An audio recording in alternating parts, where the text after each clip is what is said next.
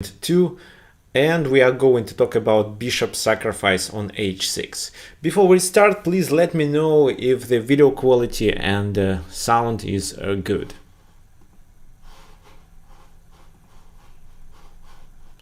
And of course we are waiting for more attendees to come.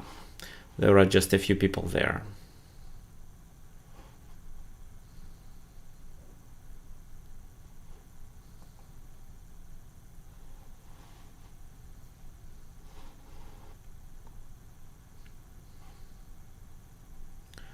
Okay, so I see people are joining. Hey guys, if you attend my webinar for the first time, please let me know, just a little bit introduce yourself, which country are you from and what's your rating. It can be either FIDE rating, USCF, or just the chess.com rating.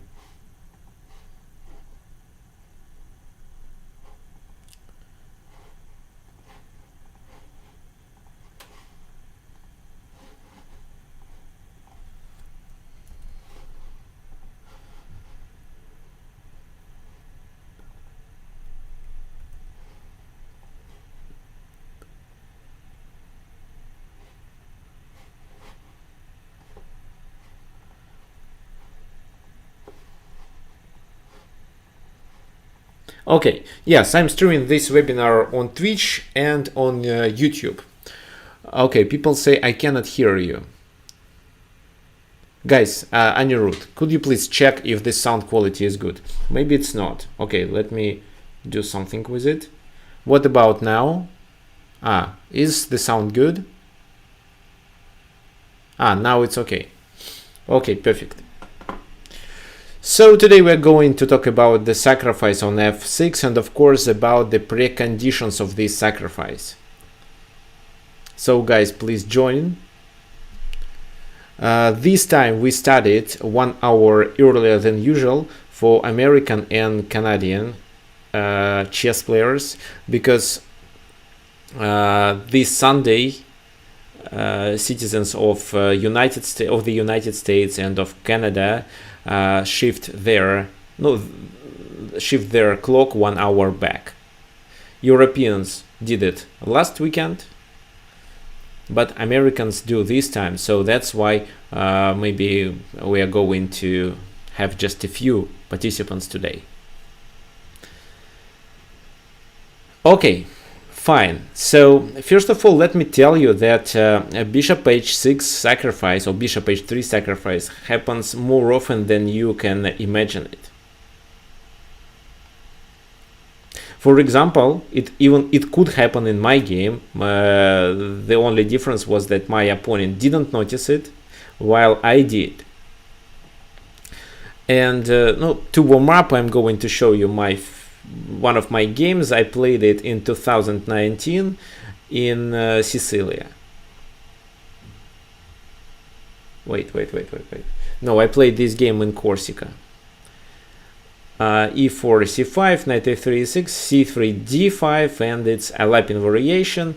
Then I take with my queen, d4, knight f6, bishop e3 is a typical move. Now they intend to take, and I can't capture with my bishop because then the bishop is not protected well. They can just exchange the queens and the bishop will be hanging on c5.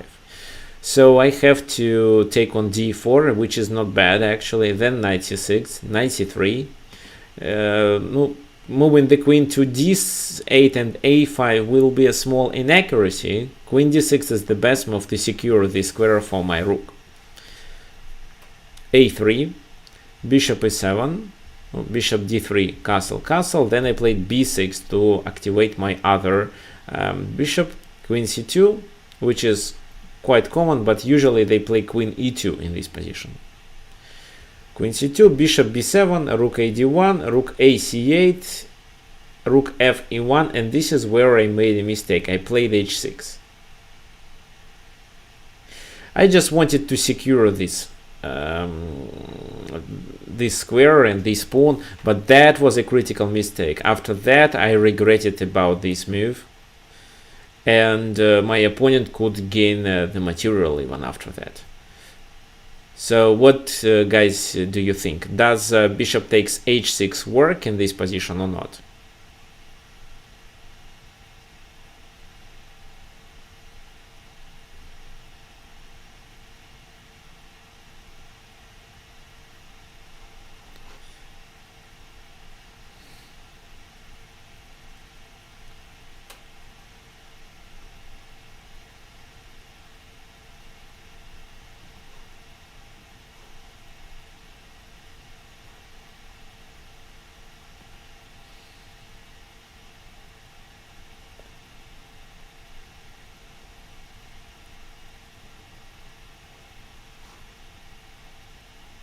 So should, okay, bishop h6, g takes h6. How white should continue after that?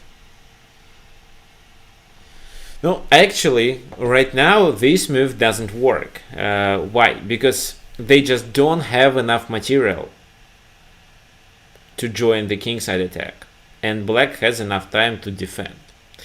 But of course, in this position I could play anything, including, let's say, knight a5, maybe rook f d8, rook f e8 as well. Queen b8 is a good move. But I played h6. He played queen d2 with a clear intention of sacrificing the bishop on h6.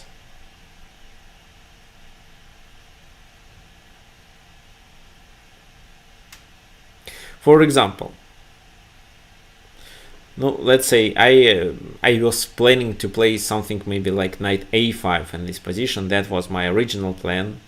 And what do you think? Does bishop h6 work now or not? Could you please calculate this line and tell me if it works or not?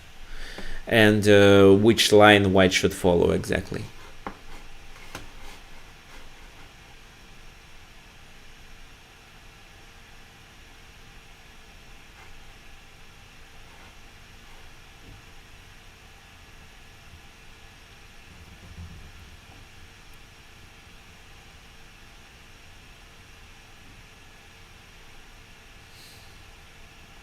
So what do you think, guys?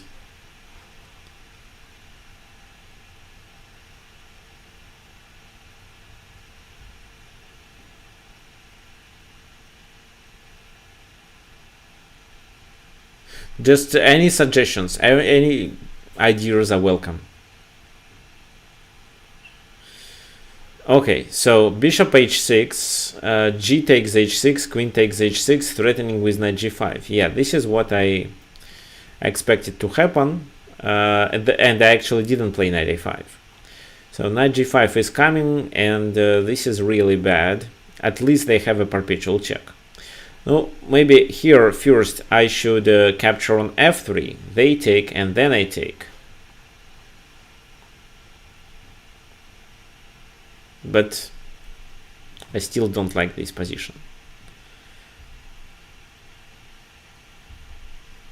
So bishop h6, if I take on h6, queen takes h6, and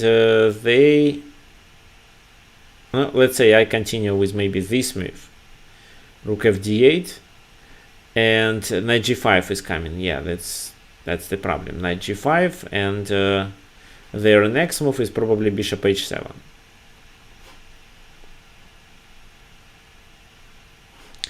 So bishop h7, then if knight h7, queen h7, then queen takes f7, this is a mate. If bishop h7, and then the king moves, it's just knight f7 mate. So anyway, it's a losing position. So I didn't play knight a5. I was thinking about playing h5. This is how I could save the pawn. But actually I played the rook f d8. With the intention of playing bishop f8 on the next move, which I successfully could do, but I played better. However, what can you say about bishop h6 right now?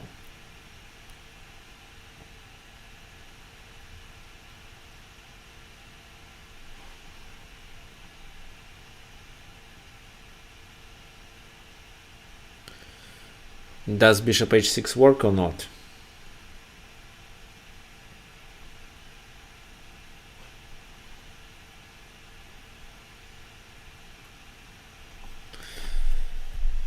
So Anirudh, what do you think?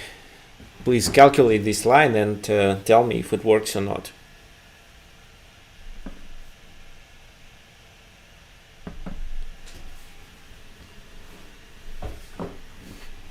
Oh, bishop takes h6. I probably should take. Then queen takes h6, and then I was intending to play bishop f8 at a certain moment, but then my knight is hanging.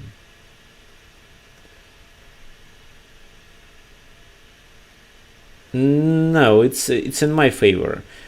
So here for bishop h6, I actually prepared something different.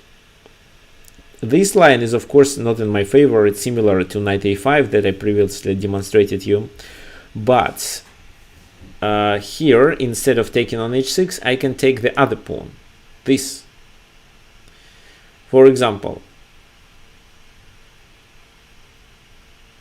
what may happen? No, first of all, this move may happen, but then just knight e8 with a temper, and then I capture on f3. This is in my favor. So knight takes d4, queen takes d4, and the point is that they don't have bishop h7. So that's the reason why I played such a move, because here I don't lose the queen, I lose only a rook. King h7, queen takes d4, rook takes d4, rook takes rook. And then just king takes h6, and rook d7 is not possible. While the knight is here, I have two minor pieces for a rook. It's two bishops for a rook. If, for example, he decides to improve and plays queen c2, then I still have another good move, this, taking the advantage of the pin through the c file. For example, rook takes there, but queen takes d1. And if knight d1, I just take the queen. If queen takes there, it's just an exchange, after which he is down the material. So that was actually a tricky thing about rook d8. But unfortunately, I made a mistake, and later I noticed this mistake. Can you find an intermediate move that helped white to get a better position and gain the pawn on h6? What intermediate move white should play first? What's your opinion?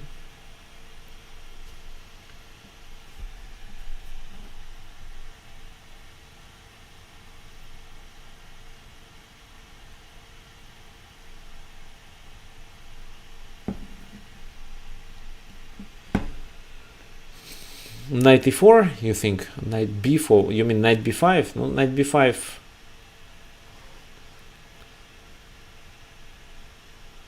I don't think knight b5 works, but let's check. Knight b5, queen d5. Now sacrificing the bishop means that the queen joins. Yeah, the queen joins the defense, so it doesn't work. So let's say bishop h6, g takes h6, queen h6. Here I just play queen h5. He does bishop h7 to distract, but just king h8, and on the next move I exchange the queens, which is in my favor because I'm up a minor piece for two pawns, of course. So another move you suggested, guys, was this, knight e4, after which I take, they take, and this is what exactly happened in the game. And of course this is in my favor, because now bishop h6 sacrifice doesn't work at all. On bishop g7 they can check, but I am able to escape. Knight g5, but he's not threatening with anything. Just queen f4 maybe, to join the queen to the defense. So no, knight e4 was played by this guy who was actually over 2000, but instead he could play much better. Can you find it? Bishop f4, yes, thank you. It was bishop f4. What does this move do? I have to move my queen, and the only square is d7, which is not so bad, but now bishop h6 works. And the best move is probably to play bishop f8. For example, if I do this, then instead of exchanging on d4, he can play knight e5 with a temper. In the previous variation, this move wasn't a temper move. That's why we didn't analyze it. For example, queen moves, but bishop g7.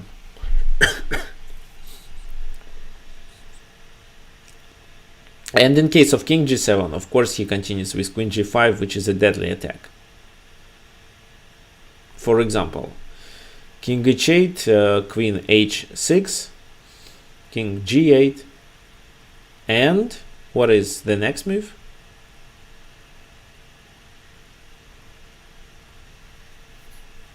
What do you think? How white would play?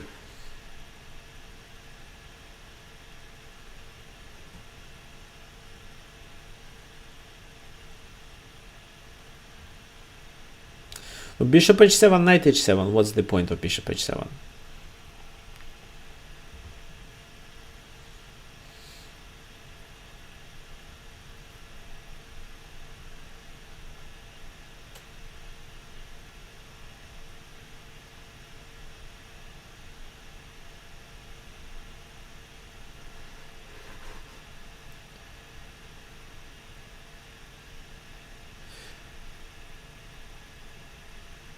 Knight g4, exactly, you are absolutely right. Rook a3 maybe is good as well, but knight g4. By the way, guys, so I first know, it's first time when I face with the notice from Twitch that knight g4 can be a curse or something like that. So they asked me if I should accept this comment or I should reject it. Of course, knight g4 means just a strong move, and yes, exactly, this is the best move. Yeah, so I don't know why Twitch thinks so. It's weird. So knight g4, and then looks like then I at least lose a piece, but maybe more than a piece. Because if knight takes, it's queen h7 and queen h8 mate, and that's it.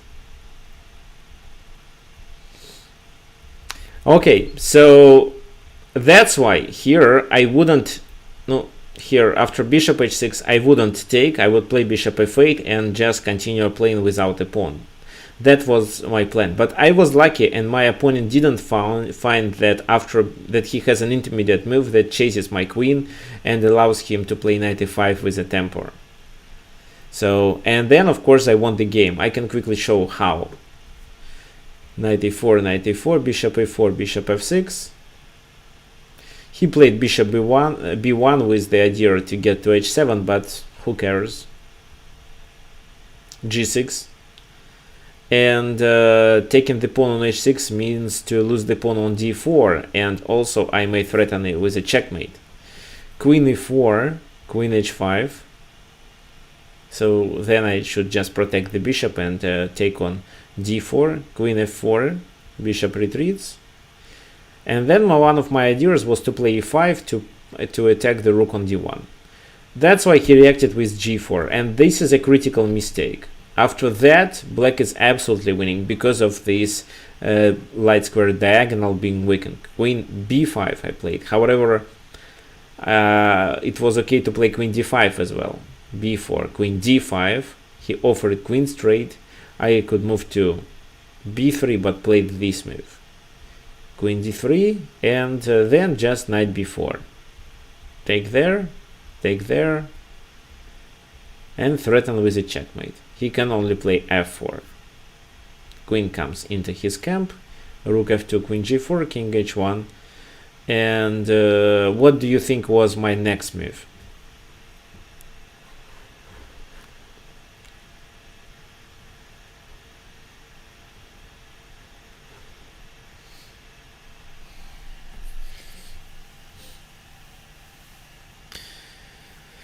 Yes, exactly. It's rook takes d4 because the bishop is better than the rook here. So he didn't take, but if he takes,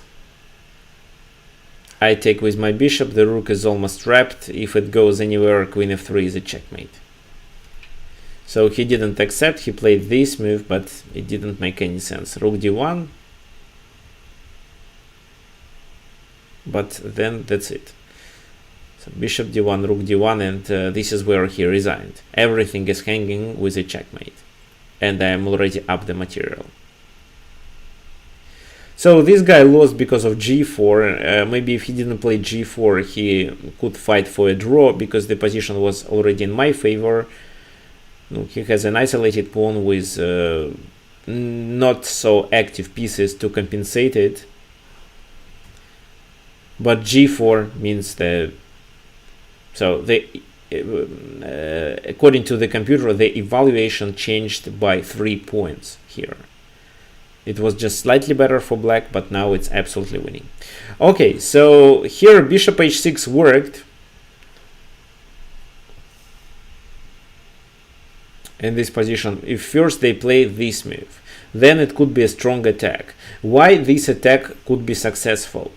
Only because of so many enemy pieces getting to the king side, where my king is almost alone. Only the knight on f6 can support it, but the knight on f6 at the same time can be distracted. For example, like it was in this line. Okay, what then? I'm going to show you a few games played by grandmasters. And the first Grandmasters games is the game between Gata Kamsky and Alexander Belavsky. There is no need to analyze the entire games, but we just quickly move to the moment where sacrifice could be applied. 3 castle, bishop d3. Oh. So it's Nimza Indian defense, d5, and white has to play with isolated pawn, but this time white develops their pieces in a more active way. Queen d2, rook d8. You see, the bishop is bad. I was able to develop my bishop by playing bishop b6 and bishop b7, but here in this position Alexander Belavsky couldn't, and that's why he had to put it on e8, where it's not good. And no, the bishop on b7 could be much better, of course. But he understands that he doesn't have enough tempers.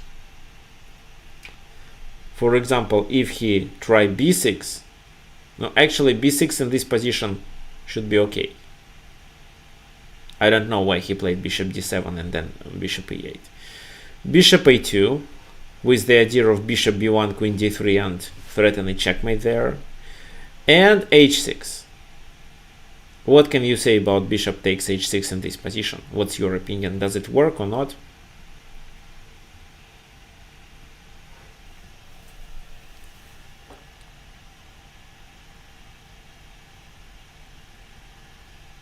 No? Why no? For example, bishop h6, g takes h6, queen h6.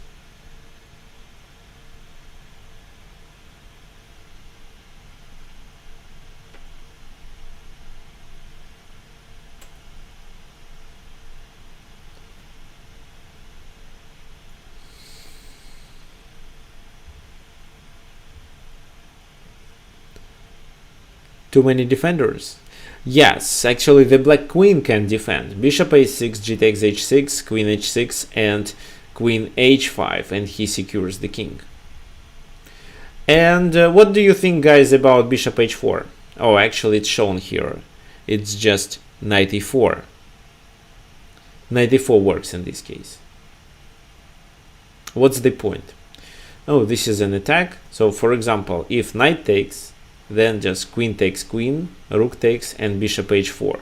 This is how black exchange their f6 knight for the bishop, for the dark squared bishop. And of course, bishop is better than the knight, especially in this position, and exchanging minor pieces is in black favor as well, because white plays with an isolated pawn. That's why bishop e3. Bishop d6.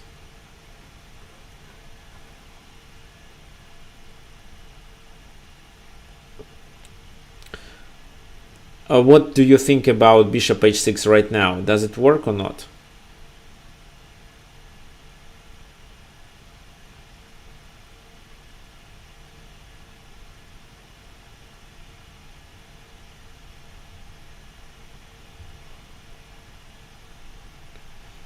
What about now? Are there too many defenders or not?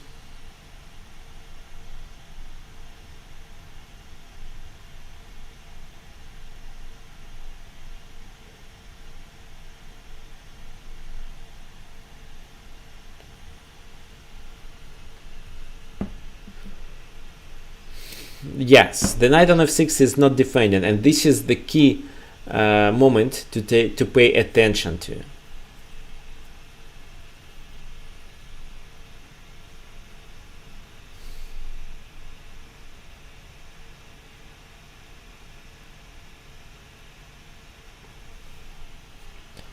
So, okay, bishop h6, g takes h6, for example, queen h6, and queen h5 no longer works. So they have to play maybe knight g4.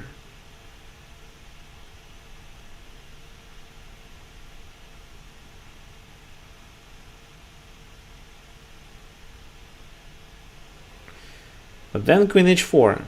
And what do they have? For example, if they play this move, then after king h1, both of their pieces are hanging.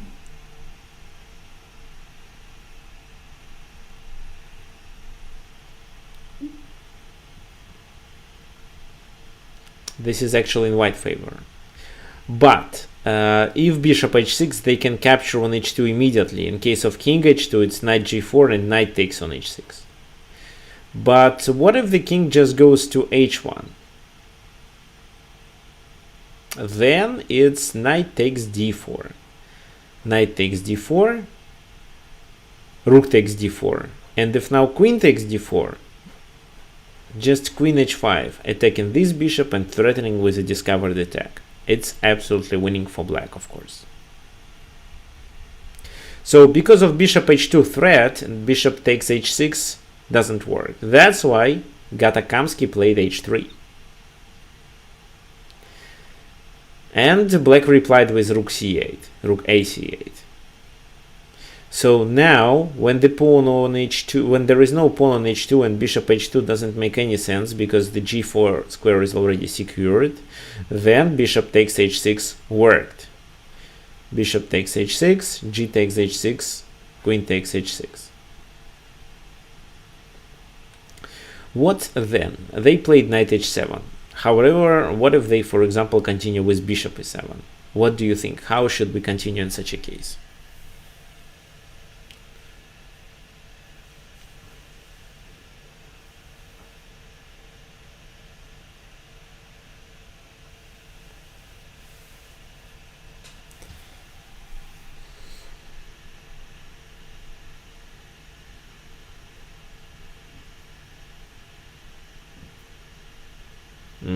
Yes, exactly.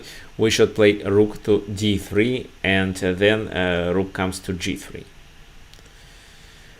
So, for example, what? No, let's say knight e5 maybe. Still rook g3.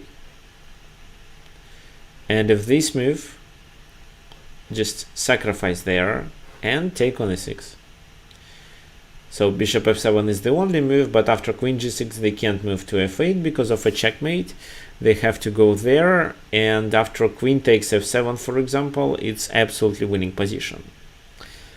No, first of all, this is a strong attack, and second, black is down the material. They have extra exchange, but for this exchange, white has a compensation of 4 pawns. Can you imagine? 4 pawns is more than enough to compensate. Okay. So knight e5 doesn't work. Maybe knight h5 works. How would you react on this move?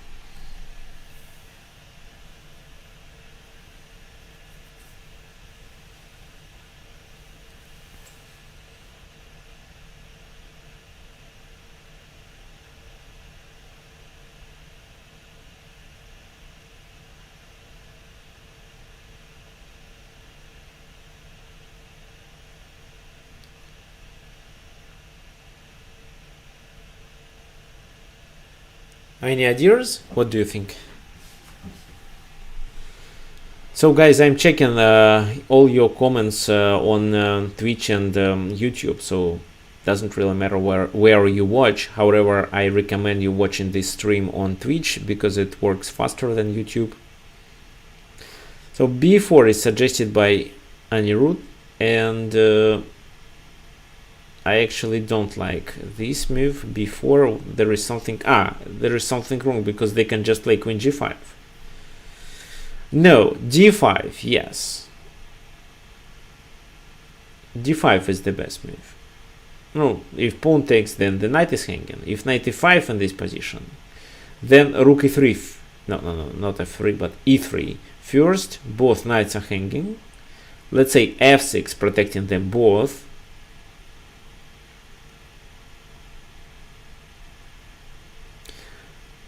What to play? Bishop b1 now.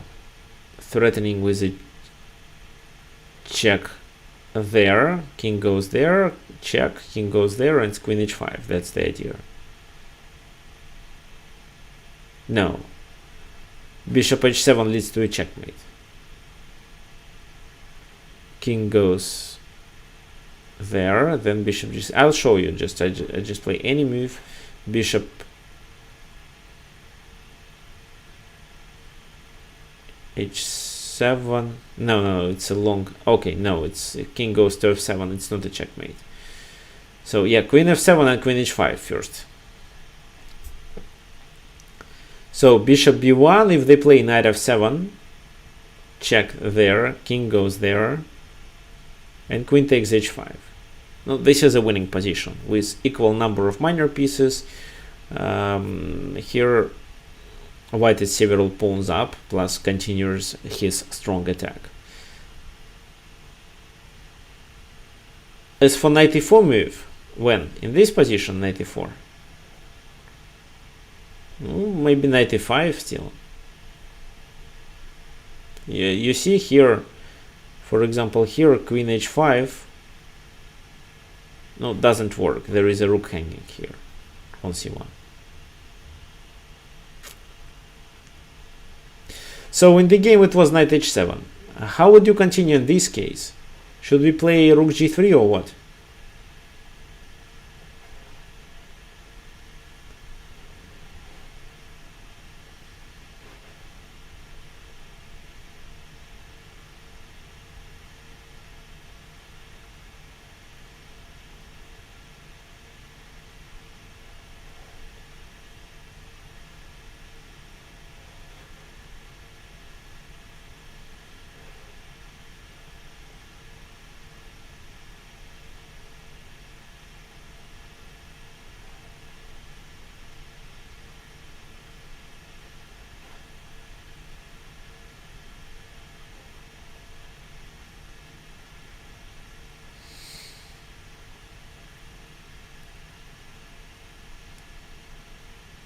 Yeah, bishop b1, guys. Yes, you're absolutely correct.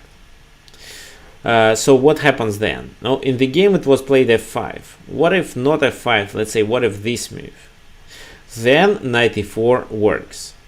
Knight e4 to play knight f6. No, queen f5 means knight d6 probably. Now, if bishop e7,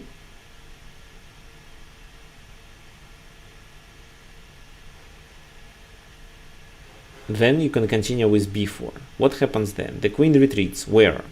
If the queen retreats to f5, no, actually it doesn't matter where the queen retreats. Let's say it goes to c7, knight f4, rook d5, but rook c5. When the queen was on f5, then rook c5 can be played even with a temper. So what's the idea? The idea is to take the rook and play knight h5, because if bishop takes, it's knight f6 and the game is over. If rook takes, we get rid of the rook and then play knight h5. For example, we can try rook takes rook, b takes rook, and what? f6? f6, just bishop a2.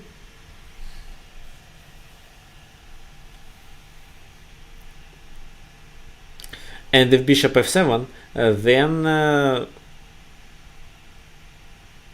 rook d3.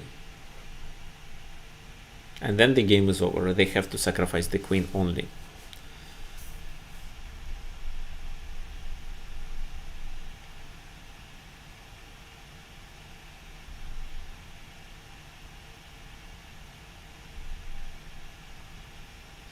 So that's why knight f8 didn't work. So f5.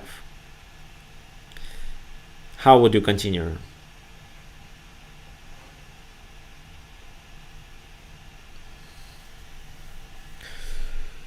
So it's a kind of a challenge for you. Play like Gata Kamsky.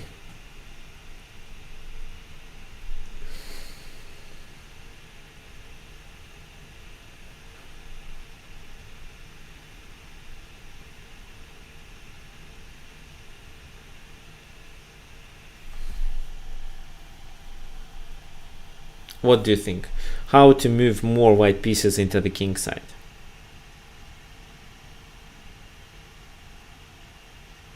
Queen takes e6. Yes, but queen takes e6 is not as strong as it could be. For example, what? Queen e5, but you exchange the queens. Yes, you have a compensation for a minor piece. It's even 4 pawns and the position is in your favor, but it's not a winning position. Yeah, it's d5 move.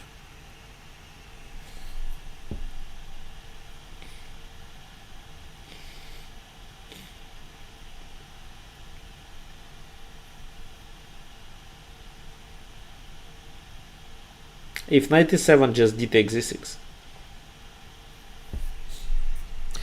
Okay, in the game, Gatakamsky played b4 to get rid of the queen. Queen went to c7. Now he did play queen e6, and no, then he wanted to take there, but the queen blocked on f7, so now bishop takes there. If queen e6, bishop e6, and they lose the exchange, white will be winning. So here rook e8 is probably the best move. After that the game continues, but rook c7 was played instead, and this is a blunder because of knight b5, which is a fork. But it didn't happen in the game. Instead he played knight e4, and he is still better. Queen takes e6, bishop takes e6, bishop f7, and d5.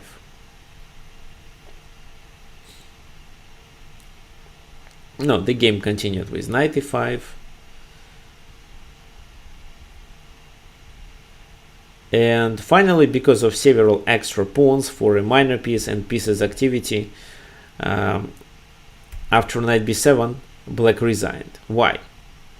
Now, in this position, of course, we see that they are a rook, a minor piece up the knight, but they can't do anything. For example, if they take there, then knight d8, knight takes d8, but rook c8 gains a piece, and now it's completely winning. Can I suggest anything else? For example, this move. Then just bishop f7. One of the knights takes, and d6, the pawn can be promoted soon, because we secure the d8 square. So this is actually how bishop h6 was applied. What were the preconditions of this move? First of all, just a few pieces, black pieces into the king side to be able to support the king. Second, you should notice that this knight on f6 is not protected. That makes your bishop h6 stronger, because after queen h6 you gain a temper and they have to play with the knight, or they have to take care about it. The other thing is that this bishop could join the attack. And of course we shouldn't forget about rook lift. All three ideas together combined only led to a success. If there were only two ideas, it wouldn't work. Okay, so the next game that I'm going to show you is pretty easy. This is one of the games played by masters of the past. So it was Joseph Henry Blackburn playing with white pieces, and the black player was somebody, Blanchard. I don't know this guy at all. It was King's Gambit, but bishop c5. So don't pay attention to the opening. That time their openings were really bad. d4, so white successfully occupied the center and even didn't lose the pawn. d5, e5, not the best move. They could at least take on d5, but this is not the point of our analysis. Castle knight g7, rook b1, b6, queen d2, and with queen d2, white shows that they are about to sacrifice on h6. Black decided to castle. What do you think? Should we capture on h6 right now, or we should play something else first?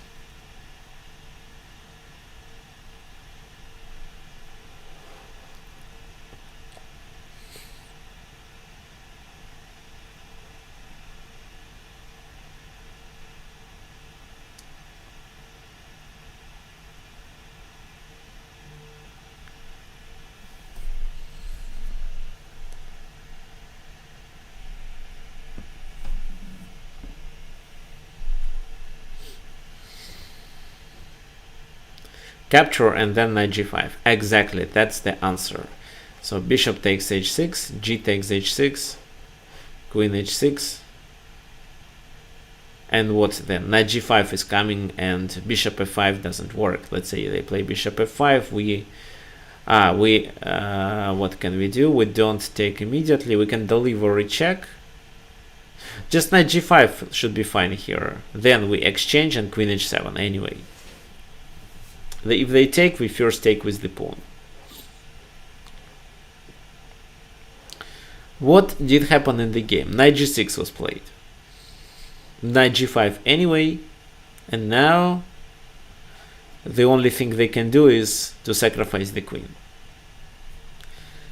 So actually here bishop h6 worked because there are just a few pieces protecting the king, and the bishop is already on this diagonal, and the knight can join the attack with knight g5. That was enough.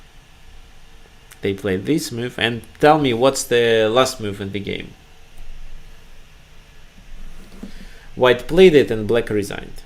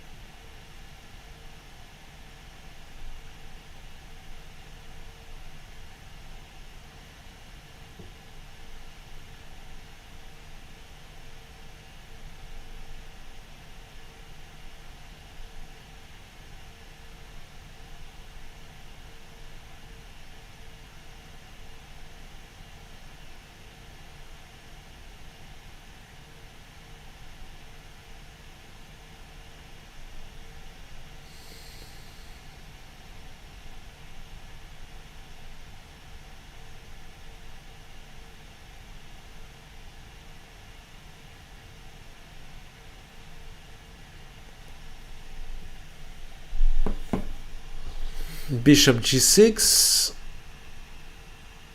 queen h7. Queen h7 actually works. Yeah, queen h7 is the best move here. Queen h7, and if king goes there, it's rook f7 with a checkmate on the next move. Unfortunately, no, maybe not unfortunately, but there was no big difference. White just played rook f7 immediately, threatening with two mates, and after bishop f7, it's just the same combination. Okay, that was easy. Here it was really easy to realize that bishop h6 worked. The other game that I would like to show you is another games by masters from the past. I don't know these guys at all, but let me quickly show you. This is what you can typically meet in club players level in the games between them. So even bishop h6 could even happen in my game, and that time I was a candidate master over 2200.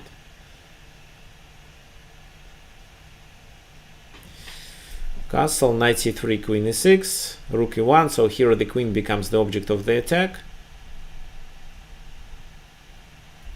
Knight f6, bishop f6, and what can you say about this position? How white should continue?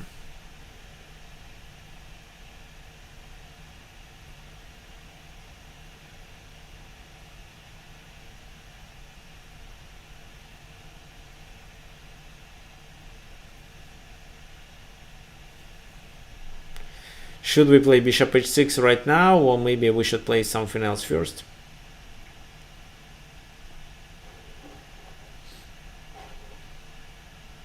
Bishop h6, g takes h6, please continue the line. I can even draw the arrows for you.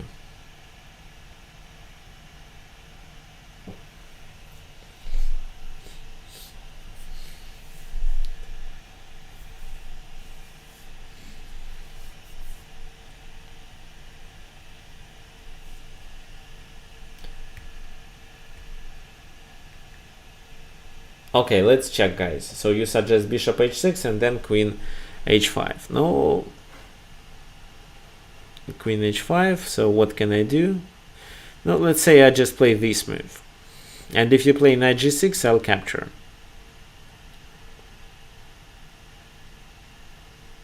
Oh, queen g4 doesn't work, of course. Rook e3. Rook e3, let's say this. I want to exchange and capture with my queen. You may continue with this move. Knight e5, d takes e5, and maybe this is enough. Then I can play rook g8 and queen e5 is a threat, of course. So actually no. And this position, bishop h6 right now doesn't work, but queen h5 works. There is no need to sacrifice right now. We can sacrifice later on the next move, because they can't just play anything. The best option that they could play, okay, so queen g4 right now is a huge blunder. There is a bishop. Queen h5 works. Well, bishop h7 doesn't make sense at all. So queen h5 works. The best move they can do is just to take on e5. However, after that we capture with our rook. Then after queen moves, we can even capture on c6, and this is absolutely winning position. But knight c6 was in the game, played in the game, and this is where bishop h6 works. Why it works? For example, g takes h6, and after queen h6, nobody can stop a checkmate on h7. In the game, it was this, knight takes e5. And what do you think was the last move after which black resigned?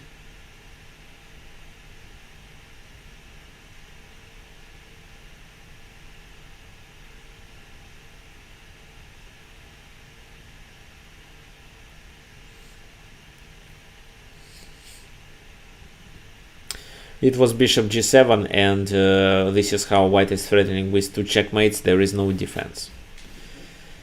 Yeah, you're right. So let's go back. Instead, they could capture on e5, which was slightly better, but still didn't allow black to save the position. So bishop g7, still two checkmates, f5. No, you should understand that king g7 is a blunder. Queen goes there, then queen goes to h7, and this is a checkmate. So f5 looks like the only way. Queen h8, king escapes. Queen h7. And everything is pinned, plus we are going to make a discovered attack. For example, this move, which is quite logical, gives up the queen, but also falls under this tactical strike. After king goes back, it's rook e8, and they lose the queen for nothing. Okay, so bishop h6 here was a perfect move. If we go back in this position, at this bishop h6, g takes h6, and there was bishop h7 suggestion, king takes and queen h5. But what's the idea of this sacrifice? It doesn't work. What's the point of bishop h7?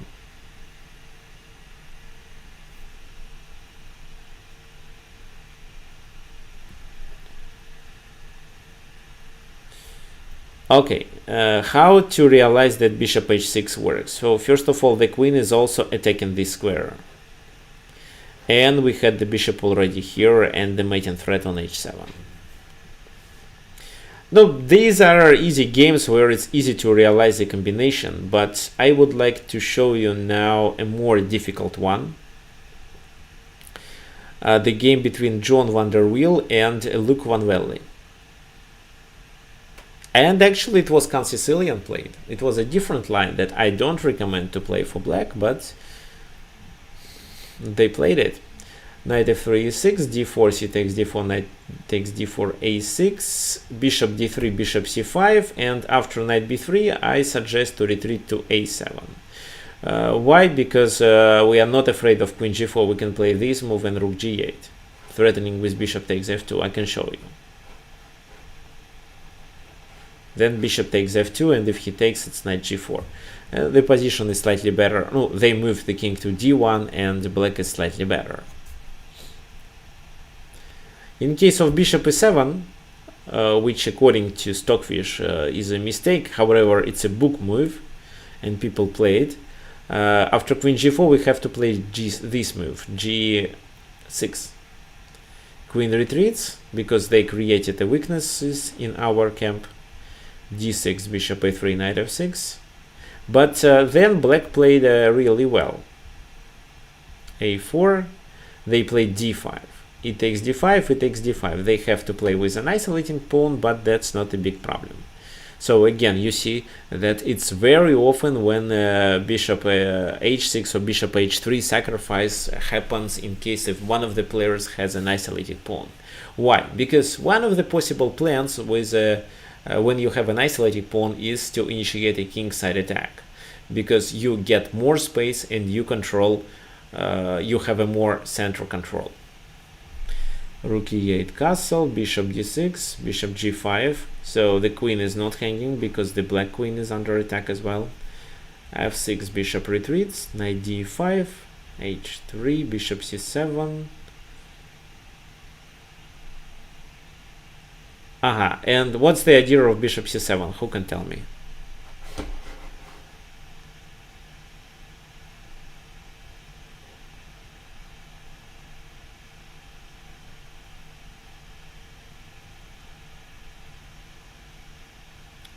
Oh, this is actually a typical plan. Bishop c7 and then something and something more. Queen joins the attack. Exactly. Queen goes to d6 and then black threatens with a discovered attack. That's why they removed the knight. They played knight fd4. In this position, queen d6 doesn't look good because of bishop f4. Oh, then, for example, you need somehow to unpin maybe this move. But no, then just knight f3 works. And if bishop f queen f4, queen e8. So yeah, no, knight f3 doesn't work. So they didn't play queen d6, they play knight b4 to capture on d3 and force white to take with the pawn. Bishop f4 and queen d6 now. Bishop g3, bishop d7, queen moves to d2, it's quite important. Knight takes, c takes d3, and bishop b6. And in this position, white plays a logical, but at the same time a move that is a critical mistake. They play rook fc1.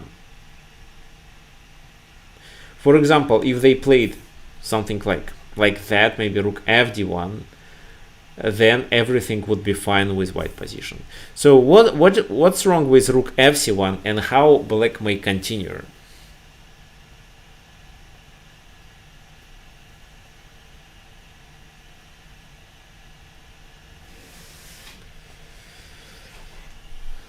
Please think and calculate.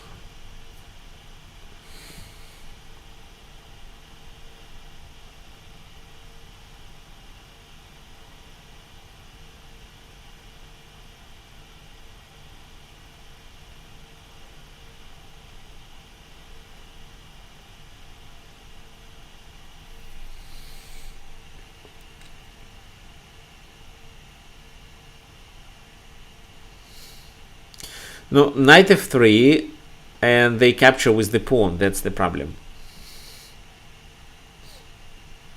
When knight f3, knight takes f3, queen g3 looks good. But the problem is that they can capture with the pawn. What should we do first? Yeah, first we should sacrifice on h3, that's right. But in this case, we should calculate everything. No, it's easy. For example, bishop h3, bishop e5. What then? Well, f takes e5, and if they take there, we take on d4, and together with a strong attack, we get another extra pawn. So it's one extra pawn, plus bishop c7 is coming. They captured on h3. Another move they could try was f4, but f4 is also a move that allows black to take the advantage of this position. In this position, they could just play knight c6 to increase the pressure on the pin on d4. But g takes h3 was played by John Vanderwill. And then knight f3 works. Knight f3, If knight takes f3, queen g3, the knight is taken and black is completely winning. That's why king g2. How would you continue in this position?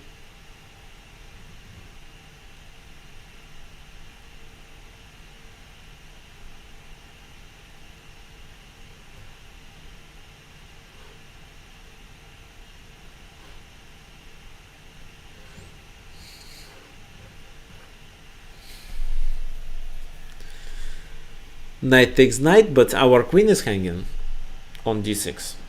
How to deal with it? What do you think? Yeah, so because we don't want to lose the queen for free, we should first take with a check. No, they can capture with the pawn, they can capture with the king, doesn't matter. They took with the king, then knight d2. So if now knight takes knight, they blunder the bishop on d4 and they are down a pawn in such a case. That's why they played knight c5. But they are still down a pawn. Rook a c8, so knight b7 never works because of the other knight being hanging. No, they just played it because they wanted to trap the knight on d2, but unfortunately for white it's impossible. b4, but a5 undermining it, which is actually not the best move. It was better to play something like that. a5, they continued with this move and just gave up the pawn on b4. Knight d7, but who cares? Rook c1, rook takes c1, and they resigned. White resigned actually, but bishop d8, and of course the position is in black favor. However, they could continue playing it. So why did bishop h3 work in this position? The reason why it works was because the f3 square is unsecured. It looks like it was protected by their knight on d4, but the knight was pinned. And you see, this pin always helps. Even if there is no bishop hanging on g3, even if it's just a free square that you can occupy with your queen. So, but black realized that f3 will be weakened, and there was no intermediate moves like bishop takes e5 for white in this position. That's why this idea worked. Okay, now maybe the most the strongest game that I would like to demonstrate. This is the game, and this is the last game for our today's webinar. The game between Vasily Evenchuk and Sergey Karakin. They played Juco Piano d3, so slow Italian game. It's even Juco Pianissimo. Castle, castle, d6, h3, knight goes to e7, not the most popular move, but anyway. Rook e1, knight goes to g6, knight bd2, c6, with the intention of playing d5, but actually they can't capture on d5 with the c pawn. In such a case, both pawns will be the objects of the attack. For example, bishop b3, no, bishop retreats to support, then bishop comes to g5, this pawn is hanging now. Bishop e6, knight e3, so they always try to attack. Of course, Sergey Karakin knew it. He's a really good theoretical player, and he took with the knight. Knight to g3. Black continued with h6, maybe not the best move. Bishop b3, rook e8, bishop d2. Bishop b6, kind of a prophylaxis, queen c2. And what do you think about bishop h3 in this position? Looks like most of white pieces went far from the king side, so the queen was the last one. It won't move to c2. So what do you think? Does bishop h3 work or not?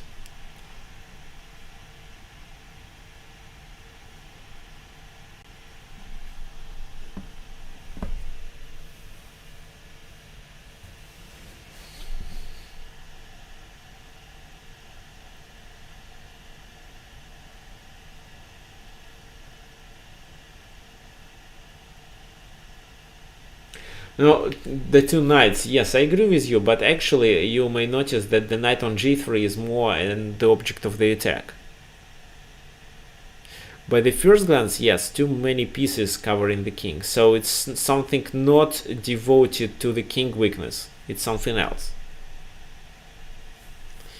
Knight df4 first is a good suggestion, but there is something wrong with this move. If you play it, they can continue with d4.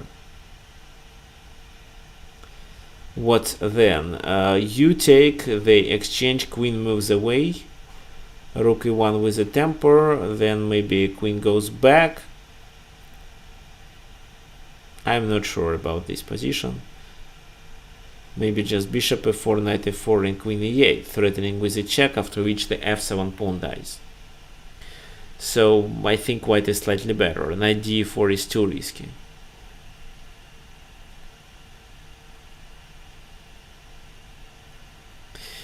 Yeah, this time our goal is the knight, not the king. No, right now bishop h3 doesn't work.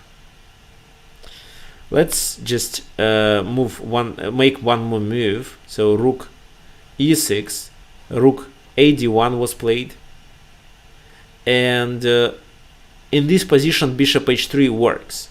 What changed? What do you think? Why in the previous variation, when the bishop was on c8 and the enemy rook was on a1, bishop h3 didn't work, and here it works? What's the difference?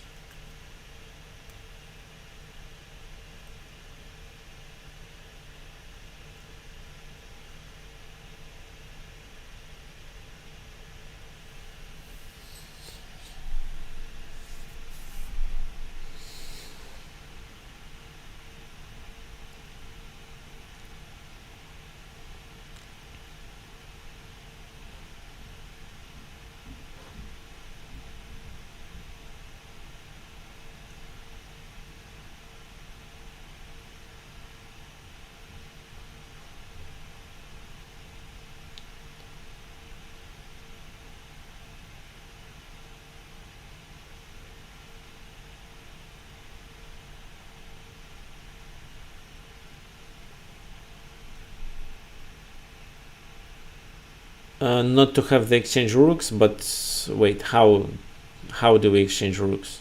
I just don't understand what you mean about rooks. So the bishop still goes away to h3 and the e file becomes more open. There is something wrong with rook ad1 move, and this is what I wanted to find.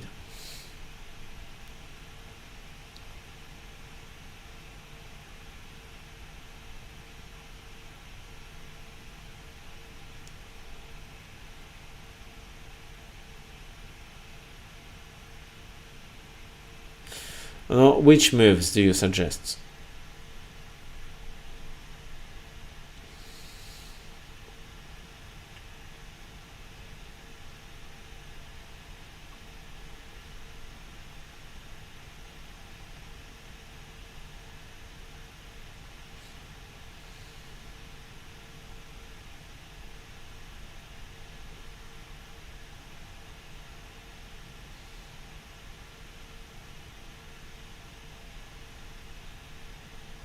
Okay, so bishop h3, g takes h3. What is our next move?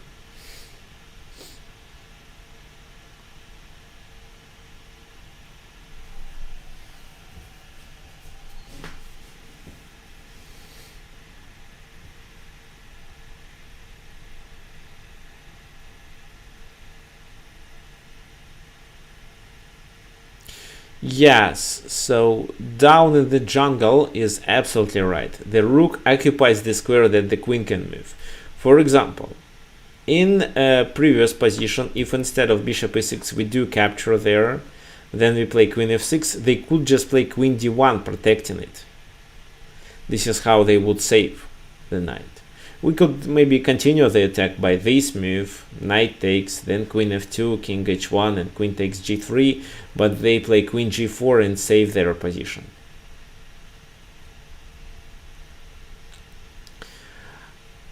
In this case, when the rook is already on d1, we capture there, and then you realize that after queen f6, there are no squares this knight can move to, except h2, but h2 is a blunder.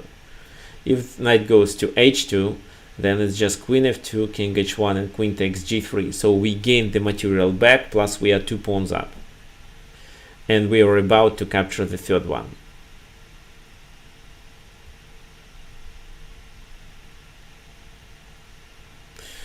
King g2. Only the king may protect the knight, but in such a case, what do you think? How to continue?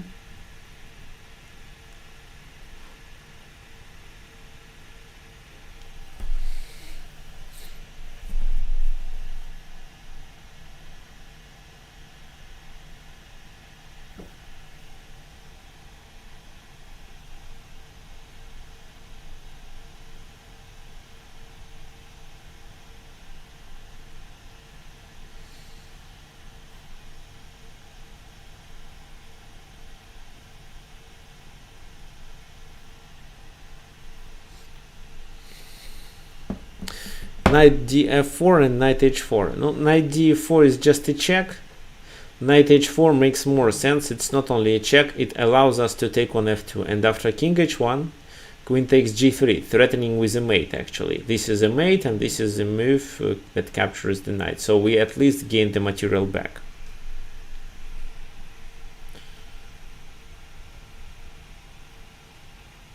Of course, you should understand that it was not just an ordinary player, but such a strong grandmaster as Vasily Evenchuk, and he understands that something bad happens with his king's position and with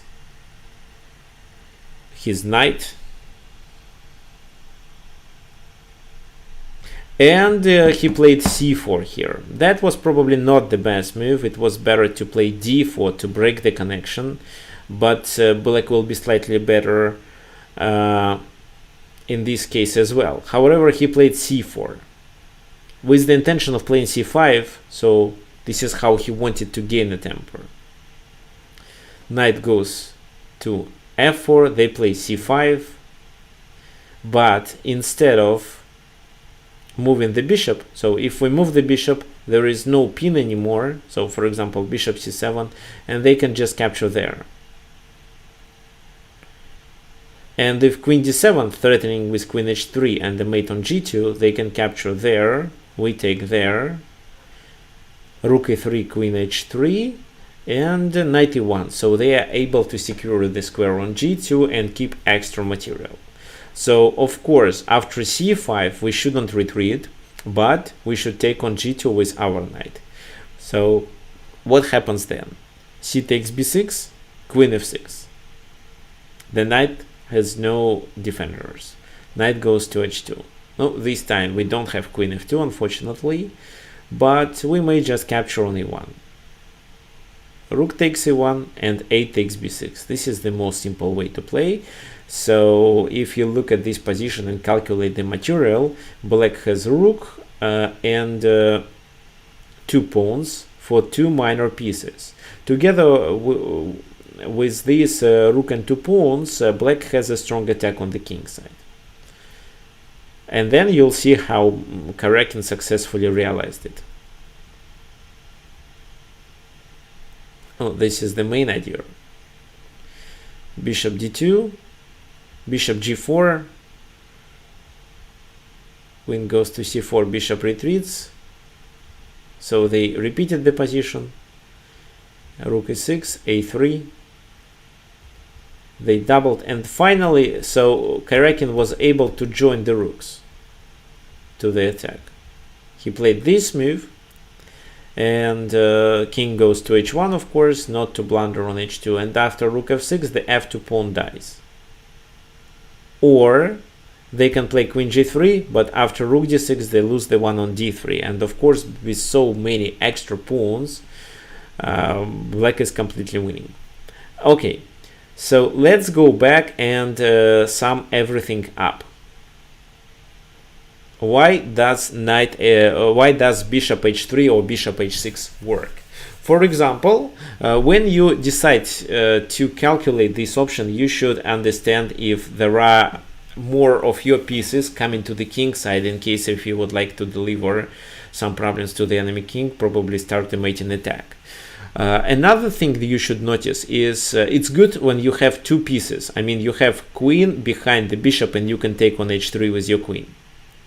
Second thing to take into account is that f3 piece or f3 square may be weakened. And of course, if you have the bishop on this diagonal, it's additional positive factor for you, because it means that your queen can check on g3 in such a case, or capture the piece like it was in this game, bishop h3, yes, and this knight f3, and if knight takes, it's queen g3.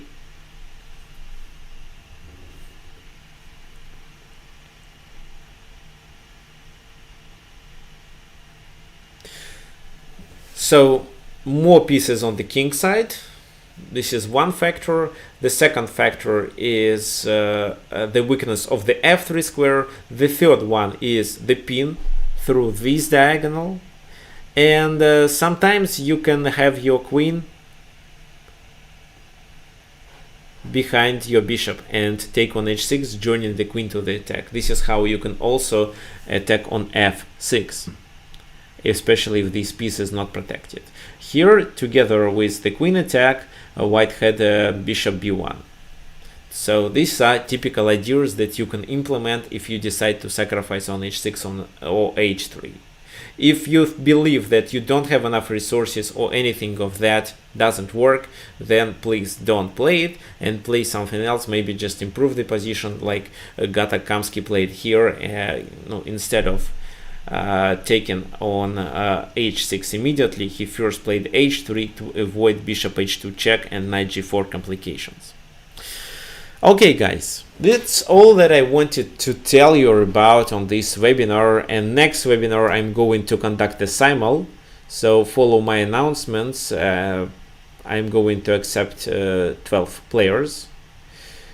You can email me at tricksofchess@gmail.com if you would like to participate in my simul as a player, and also if you are interested in my private chess lessons, for example, or in any of my courses.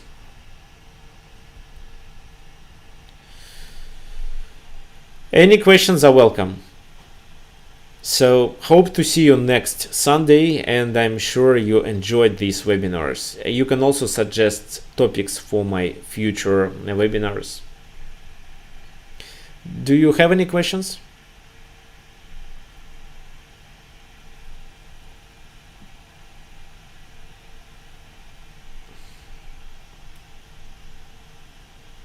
Okay, if not, then it's fine, and thank you for coming. See you next Sunday.